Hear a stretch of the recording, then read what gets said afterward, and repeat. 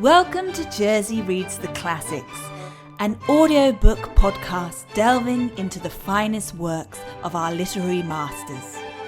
Unfortunately, it's read by this woman. What the hell? Who cares? Let's go on an adventure. Hello, and welcome back to Jersey Reads the Classics with your host, me, Rosa DeCandia. Well, my friends, as you know, we are currently reading The Wonderful Wizard of Oz by l.Frank. So, let's just proceed to the second chapter. And the second chapter is called The Council with the Munchkins. Ooh. She was awakened by a shock so sudden and severe that if Dorothy had not been lying on the soft bed, she might have been hurt. As it was, the jar made her catch her breath and wonder what had happened, and Toto put his cold little nose into her face and whined dismally. Dorothy sat up and noticed that the house was not moving, nor was it dark, for the bright sunshine came in at the window, flooding the little room. She sprang from her bed and, with Toto at her heels, ran and opened the door. The little girl gave a cry of amazement and looked about her, her eyes growing bigger and bigger at the wonderful sights she saw. The cyclone had set the house down very gently for a cyclone in the midst of a country of marvelous beauty. Ain't that some shit? She was in Kansas, and now this bitch wake up and she's in a whole different land, in a whole damn country at this point. Okay. Good for her. I wish I could travel by my apartment. That'd be funny to never leave your house and just have it whirl you where you need to go. All right. There were lovely patches of green sward all about, with stately trees bearing rich and luscious fruits. Banks of gorgeous flowers were on every hand, and birds with rare and brilliant plumage sang and fluttered in the trees and bushes. A little way off was a small brook, rushing and sparkling along between green banks and murmuring in a voice very grateful to a little girl who had lived so long in the dry, gray prairies. Damn, she's in a country full of color. Isn't that nice? No longer are we going to hear about the gray plains of Kansas. That was the reason why that first chapter was so short, because it was so boring, because it was so gray. All right, I know I'm babbling a lot. I'll be very sorry about it. While she stood there looking eagerly at the strange and beautiful sights, she noticed coming toward her a group of the queerest people she had ever seen. They were not as big as the grown folks she had always been used to, but neither were they very small. In fact, they seemed about as tall as Dorothy, who was a well-grown child for her age, although they were, so far as looks go, many years older. 3 were men and 1 a woman, and all were oddly dressed.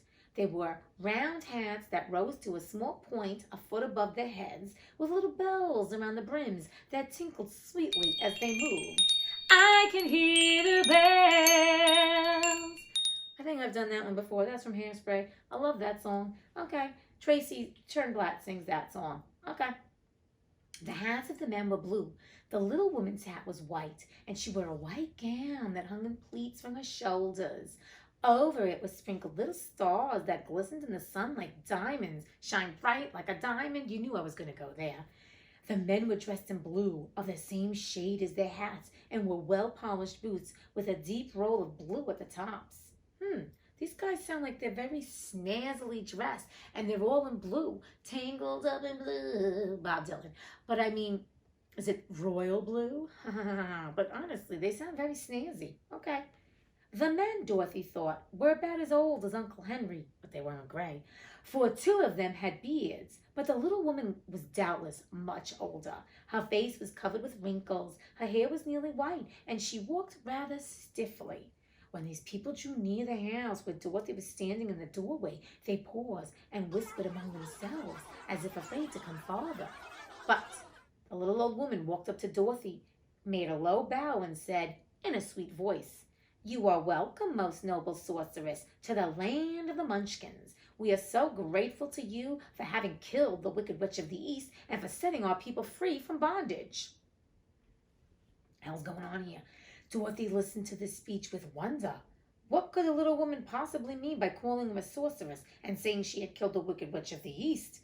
Dorothy was an innocent, harmless little girl who had been carried by a cyclone many miles from home, and she had never killed anything in all her life.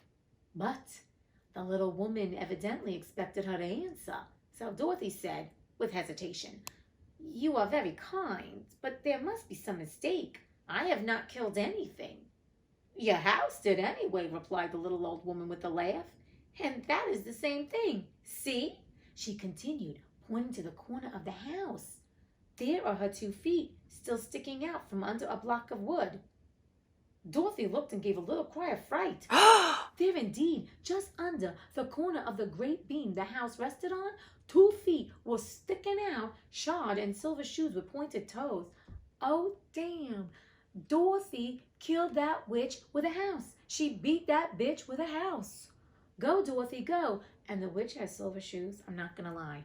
I have 2 pairs of silver heels and a pair of silver sparkly boots. They come up to above my knee. Fabulous. I love anything shiny and glitzy. I wonder why. I'm an Italian chick from Jersey. We love to shine. Whatever. Anyway. Oh dear, cried Dorothy, clasping her hands together in dismay. The house must have fallen on her. Whatever shall we do? There is nothing to be done, said the little woman calmly. But who was she? Asked Dorothy. She was the Wicked Witch of the East, as I said, answered the little woman. She has held all the Munchkins in bondage for many years, making them slave for her night and day. Now they are all set free and are grateful to you for the favor. Who are the Munchkins? Inquired Dorothy. They are the people who live in this land of the East where the Wicked Witch ruled. Are you a Munchkin? Asked Dorothy. No, but I am their friend. Although I live in the land of the North, when they saw the Witch of the East was dead, the Munchkins sent a swift messenger to me, and I came at once. I am the Witch of the North. Oh, gracious, cried Dorothy. Are you a real witch? Yes, indeed, answered the little woman. But I am a good witch, and the people love me. Oh, well, that's not too conceited. I am a good witch, and the people love me? Look at her. Okay. I am not as powerful as the Wicked Witch was who ruled here, or I should have set the people free myself. And that's what they all say. Suddenly, I'm a good witch and all this, and they all love me, but I can't set them free. Really, you couldn't fine-tune your skills, sister? You couldn't work up a magical spell? You couldn't kill the Wicked Witch of the East? Whatever. Anyway. But I thought all witches were wicked, said the girl, who was half frightened at facing a real witch. Oh no, that is a great mistake. There were only 4 witches in all the lands of Oz, and 2 of them, those who live in the North and the South, are good witches. I know this is true, for I am one of them myself, and cannot be mistaken. You think? Those who dwelt in the East and the West were indeed wicked witches. But now that you have killed one of them, there is but one wicked witch in all the land of Oz, the one who lives in the West. Okay, this is good. The North and the South now, they got a leg up, or 2 legs up on the Wicked Witch of the West. Okay, now if we're going to do this in the country, East Coast would be dead, and I'm from the East Coast. I don't like that, so I'm going to say. And why'd they make the East and West the wicked witches, and the North and the South the good ones? I'm going to talk to l.frank Baum, but he's dead, I'm sure, so obviously I can't talk to him. But, said Dorothy after a moment's thought, Aunt Em has told me that the witches were all dead years and years ago. Who was Aunt Em? Inquired the little old woman. She's my aunt who lives in Kansas, where I came from. The Witch of the North seemed to think for a time with her head bowed and her eyes upon the ground. Then she looked up and said, I do not know where Kansas is, for I have never heard that country mentioned before. But tell me, is it a civilized country? Oh, yes, replied Dorothy. Now, I'm not talking about Kansas just in general. Are we a civilized country? Is the world civilized? I always have these questions. Have we truly evolved? That's the thing. I don't know. Humanity. Please, let's get back to humanity. People are fighting for the rights of humans. Well, you know what? People are fighting, and it's time that everybody has equal rights. That's all I'm going to say. You know what I'm alluding to. Anyway, then that accounts for it. In the civilized countries, I believe there are no witches left, nor wizards, no sorceresses, nor magicians. But you see, the land of Oz has never been civilized, for we are cut off from all the rest of the world. Therefore, we still have witches and wizards amongst us. There are such things as witches, There's good witches. That's all I'm going to say. Who are the wizards? Asked Dorothy. Oz himself is the great wizard, answered the witch, sinking her voice to a whisper. He is more powerful than all the rest of us together. He lives in the City of Emeralds. Dorothy was going to ask another question, but just then the Munchkins, who had been standing silently by, gave a loud shout and pointed to the corner of the house where the Wicked Witch had been lying. What is it? Asked the little old woman and looked and began to laugh. Ha! The feet of the dead witch had disappeared entirely, and nothing was left but the silver shoes. She was so old, explained the Witch of the North, that she dried up quickly in the sun. That is the end of her, but the silver shoes are yours, and you shall have them to wear. She reached down and picked up the shoes, and after shaking the dust out of them, handed them to Dorothy. Look at that. Dorothy now's got a pair of fine silver shoes. They're not explaining how pretty they are, but I'm sure they are some beautiful shoes. In the movie, they're red, but that's okay. I think for Technicolor's purpose, red obviously is like ruby red slippers. Works a little bit better than silver. But anyway, ooh, Dorothy killed that bitch. And now she gonna get she got a brand new pair of shoes. Dorothy got a brand new pair of shoes. Oh my Lord, I don't know. Am I like eating Wheaties? What the hell's going on with me? All right. The Witch of the East was proud of those silver shoes, said one of the Munchkins. And there is some charm connected with them. But what it is, we never knew. Dorothy carried the shoes into the house and placed them on the table. Then she came out again to the Munchkins and said, I'm anxious to get back to my aunt and uncle, for I am sure they will worry about me. Can you help me find my way? The Munchkins and the witch first looked at one another, and then at Dorothy, and then shook their heads. At the east, not far from here, said one, there is a great desert, and none could live to cross it. It is the same at the south, said another, for I have been there and seen it. The south is the country of the Quadlings. I am told, said the third man, that it is the same at the west, and that country, where the Winkies live, is ruled by the Wicked Witch of the West, who would make you her slave if you passed her way. The north is my home, said the old lady, and at its edge is the same great desert that surrounds this land of Oz. I'm afraid, my dear, you will have to live with us. Well, they have provided her with no help at this moment. They're talking about all the shit that sucks in this land, though even though it looks so gorgeous, there's deserts, and now she can't leave to go back to Kansas. There ain't no bridge. I'm confused. They can't help her? Even the Witch of the North, she really has no powers. What is her power? I don't know. Dorothy began to sob at this, for she felt lonely among all these strange people. Her tears seemed to grieve the kind-hearted Munchkins, but they immediately took out their handkerchiefs and began to weep also. Oh, they must be empaths like myself. Sometimes, do you ever cry when someone else cries? I cry all the time. It's not just perimenopause. I truly am an empath. I cry for a lot of things. Ugh. As for the little old woman, she took off her cap and balanced the point at the end of her nose while she counted 1, 2, 3 in a solemn voice. At once, the cap changed to a slate on which was written in big white chalk marks, Let Dorothy go to the City of Emeralds. The little old woman took the slate from her nose and having read the words on it asked, Is your name Dorothy, my dear? Yes, answered the child, looking up and drying her tears. Then you must go to the City of Emeralds. Perhaps Oz will help you. Where is this city? Asked Dorothy. It is exactly in the center of the country and is ruled by Oz, the great wizard I told you of. Is he a good man? Inquired the girl anxiously. He is a good wizard.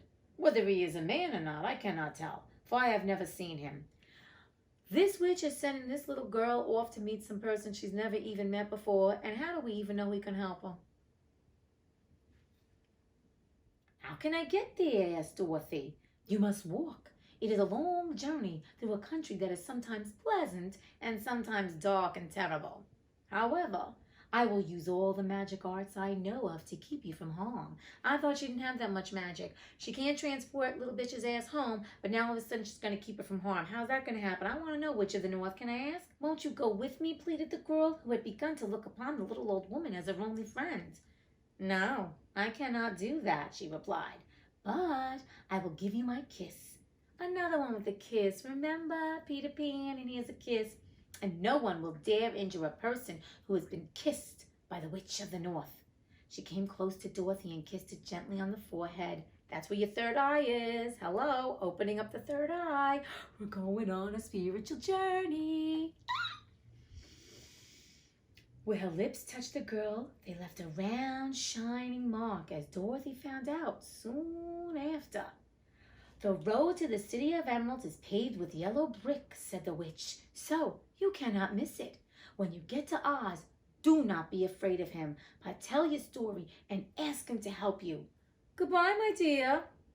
That's all she gets. She gets a pair of silver shoes, she gets a shiny little kiss on the forehead, and she's told now, "Go on, bitch, and don't be afraid and just get what you need to get from the Oz." Okay. Wow.